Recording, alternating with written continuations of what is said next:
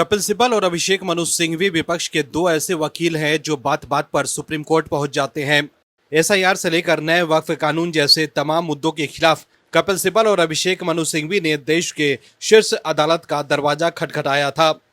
लेकिन वो अलग बात है कि सिब्बल और सिंघवी को कोर्ट से झटका ही लगा है। एसआईआर के खिलाफ सिब्बल ने खूब दलील दी थी, लेकिन एसआईआर पर रोक न लगाकर सुप्रीम कोर्ट ने साफ कर दिया कि एसआईआर देश हित में जरूरी है। वहीं पश्चिम बंगाल में चल रही एसआईआर प्रक्रिया के बीच सुप्रीम कोर्ट ने पहचान सत्यापन को लेकर महत्वपूर्ण स्पष्टता दी है। शीर्ष अदालत ने कहा है कि कक्षा 10 का एडमिट कार्ड यदि पास प्रमाण पत्र के साथ प्रस्तुत किए जाएं, तो इसे सहायक दस्तावेज के रूप में स्वीकार किया जा सकता है।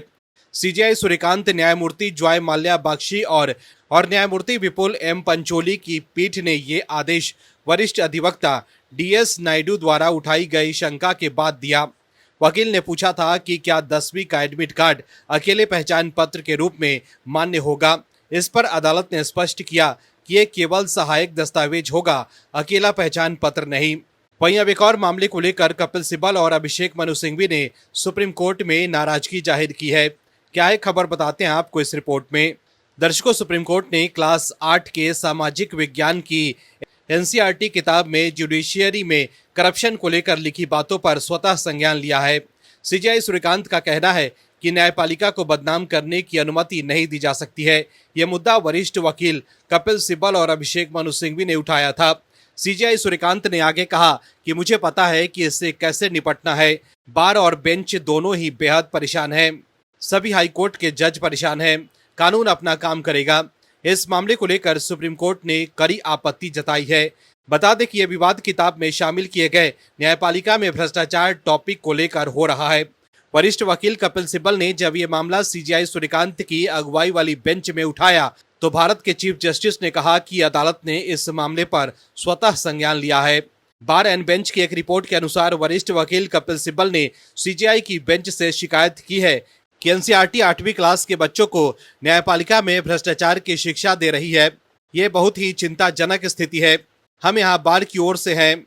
इस पर सीजेआई सूर्यकांत ने उन्हें जवाब दिया, प्लीज कुछ दिन इंतजार कीजिए। बार और बेंच सभी परेशान है।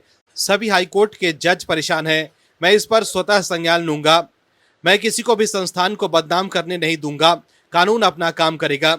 वहीं जब कपिल सिब्बल ने यह मामला उठाया तो सीजेआई ने कहा कि संस्था के प्रमुख होने के नाते मैंने अपनी ड्यूटी निभाई है और मैंने संज्ञान ले लिया है। ये एक सोचा समझा कदम लगता है। मैं ज्यादा नहीं कहूंगा। वहीं जस्टिस जॉय माल्या बख्शी के अनुसार यह सीधे संविधान के मूल ढांचे पर हमला है। जस्टिस बख्शी ने कहा कि किताब को लेकर लगता है कि यह बेसिक स्ट्रक्चर के खिलाफ है।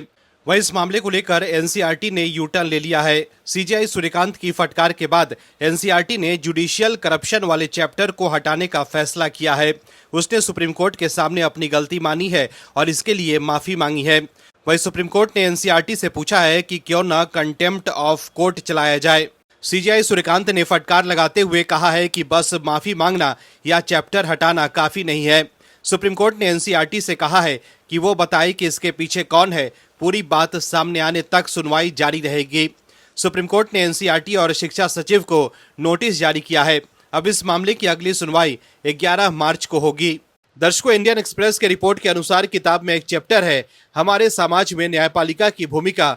उसी में न्यायपालिका में भ्रष्टाचार भी एक हिस्से के तौर पर पढ़ाया जा रहा है। रिपोर्ट के अनुसार एनसीईआरटी की 8वीं की किताब के उस चैप्टर में न्यायपालिका में विभिन्न स्तर पर भ्रष्टाचार और कई कारणों से बहुत ज्यादा केसों के बैकलॉग, जिसमें जजों की संख्या में कमी, जटिल कानूनी प्रक्रिया और खराब इंफ्रास्ट्रक्चर को न्यायिक व्यवस्था की चुनौतियों के रूप में वर्णित किया गया है। इस दौरान वरिष्ठ वकील और कांग्रेस सांसद अभिषेक मनु सिंघवी ने एनसीईआरटी की आलोचना करते हुए सुप्रीम कोर्ट को मामले की गंभीरता बताने की कोशिश करते हुए कहा कि सेलेक्टिविटी माय लॉर्ड सेलेक्टिविटी और भी एरिया में ये है, लेकिन न्यायपालिका में भ्रष्टाचार।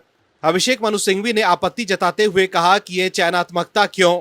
अन्य क्षेत्रों में भी ऐसी समस्याएं हैं, लेकिन केवल न्यायिक भ्रष्टाचार को ही निशाना क्यों बनाया गया? Bureau report, OMH news. आप दर्शकों से विनम्र निवेदन है कि चैनल को सब्सक्राइब जरूर करें।